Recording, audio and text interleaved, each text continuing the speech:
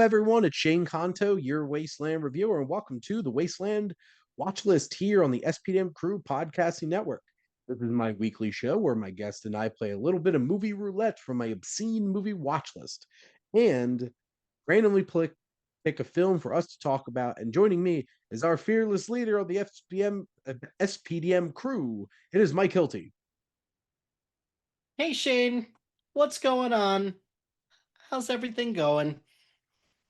We're doing all right. You ready to talk about some sad Native Americans? Uh I yeah, let's do it. So we are discussing The Divided Trail, a Native American Odyssey that was released in 1978 and nominated for Academy Award for Best Documentary Short Film. And that's it. That's all the backstory I have for you. Uh,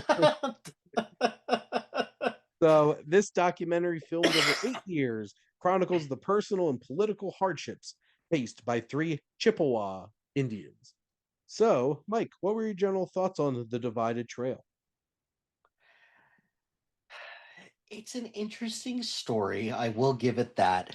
Um I did like just how they transit so the three indigenous people that we're following in this documentary, they're transitioning from being removed from their native lands and their quote unquote assimilation into modern, or dare I say white culture in a Yep. way. And just how you see their anger and their frustration, um, and just how unsupported they feel. So you really felt that from Mhm. all three of these characters. Um, you do understand a little bit about why so many indigenous people fall into plights of alcoholism, and different things like that as well. Um, so I will give it a lot of credit for that. The end I found a little interesting because it's very much a you can't help others unless you help yourself. Be like, okay, I understand where you're coming from with that, but also the deck is stacked very much against you, so it's okay for you to be a little angry about this Mhm. situation. Um, but yeah, just the end sequence was kind of a little weird to me, but other than that, I found this to be a pretty Well, enlightening and it's movie. an interesting perspective with that, and it's gonna sound like an interesting connection, but I'm gonna say it anyway. Like the movie Die Hard with a Vengeance, Mm, when you have that whole entire dynamic with Zeus, Samuel L. Jackson's character not wanting white people's help, mm, and very much like we have to do this on our own. And it's very interesting kind of perspective because even in modern experiences talking about immigrants today, mm. because there's a lot of immigrants who have come here documented and come in who are also very anti other immigrants is like, hey, you need to do this for yourself, you need to pull yourself up with this.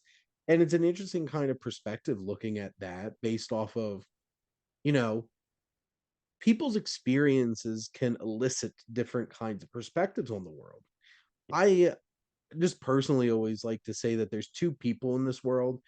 There's people that because they've been hurt by hate think that they need to perpetuate that hate and they should be able to do that. And Yeah. there's other people in the world that have been hurt by hate who don't want anybody else to ever have to feel that again. Mhm. I feel like we'd be in a better world with Mm. that second one. Oh yeah, for But sure. alas, it's not true with a lot No. of people. And it is interesting, especially because this is like the 70s, Yeah. in terms of some of these Native American indigenous people experiencing this assimilation and, assimilation to the whiteys. And Indoctrination by the whiteys. Yep. yep. So, and it's that kind of experience. But over the course of the 33 minutes of this film, which this is split up oddly into two pieces on YouTube, it's like 25 minutes and then like 8 minutes. Set. Yeah. I don't understand why they couldn't just combine it into one, but whatever. It is what it is. I guess they didn't have editing tools I when they guess. had the two found the two videos. But like it is a very personal intimate story of just like there's three Chippewa who are experiencing these things, and over the course of these years, how their lives have changed. And, you know, it's so interesting seeing other media tackle Native American experiences and Indigenous people's experience. Because, like, what's the biggest piece of media related to that recently? Well, the two Reservation. biggest are one, Killers of the Flower Moon, Mm, and then Reservation Dogs, which mhm, take very different approaches to it because one of them is actually made by Indigenous people, mhm. with Indigenous people, but also the other one is from the perspective of like, watch out for Whitey. Well, but not only that, the watch out for Whitey mentality of Killers of the Flower Moon, it's also acknowledged that, hey, maybe Whitey isn't the right person to tell this story, but here you go.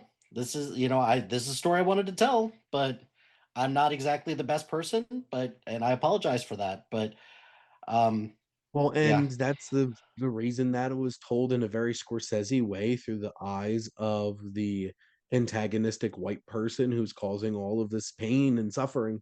Where Hmm. like this is very much like you're in it with Hmm. these indigenous people and their experiences, and it's harrowing, it's interesting, it is eye-opening and Hmm. enlightening to see the people from a different type of experience and background have to go through these trials and Hmm. tribulations and try to figure that out. And, this is not like, it's a little bit of a dry 33 minutes of a documentary, and it's very much like you're watching a documentary, a Hmm. very traditional kind of documentary. But I'm not surprised something like this would be nominated for best documentary short film, because like I feel like any documentary short film for the most part has to be like depressing in some way.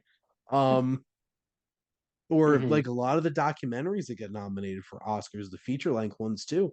They had what, Sugarcane that came out that was nominated this year. I'm like, holy shit. Hmm. That was an experience. I'm like, Yeah. would it kill them to have like a music doc um get one Right. of these nominations? Well, so you mentioned a little bit of like the harrowing experiences. So look, I'm from the Chicagoland area, and this is stuff that I'm like, I had no idea that this was a thing in Chicago, but that's kind of why we have these documentaries, right? To shed light on some of these situations that we're less familiar with. Because you're right, the 60s and 70s were just a tumultuous time in Yeah. US history.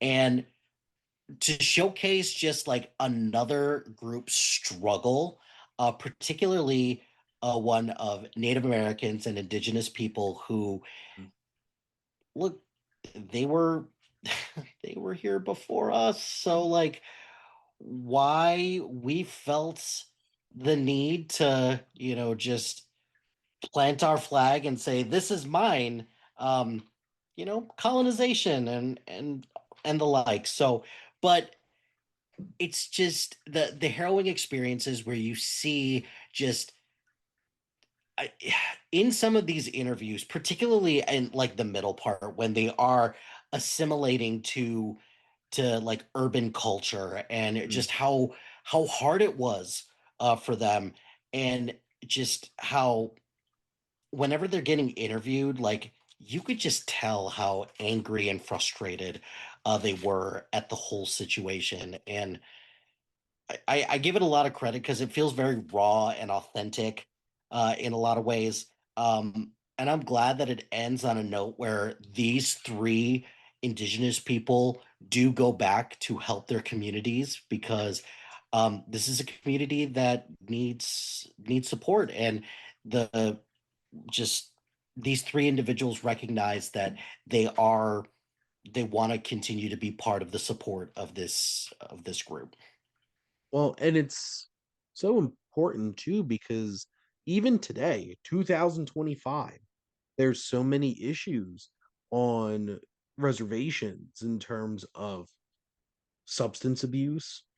And just like, I remember when Wind River came out and the statistics they put up there for missing indigenous women, it's just like, holy crap. and Hmm. just like nobody's doing anything about it. And it's so wild to me. And like, you know, generally my background, I don't think I had a single ancestor in the United States until like the 1890s. Mm.